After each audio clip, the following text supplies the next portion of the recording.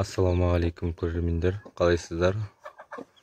Мінекей өткендегі 18-19-ны шығарған балапандар, көк бұрамының шығарған балапандары 23 жұмыртқадан 14 балапан шығарды. 11-еуі өліп қалды, аяғы астына тапалып қалды, бірден болды астына. Содан қалған балапандар қазір 13 балапан бар, осы жерде жүрген 13 балапан. Осы біздің балапандарымыз. Ендігі видео мен жаңадан ашқан каналыма шығып отырады.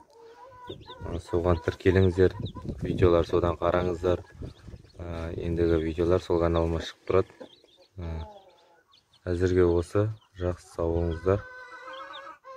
Видео ұнаса міндетті түрде лайк, комментарий жазыңыздар.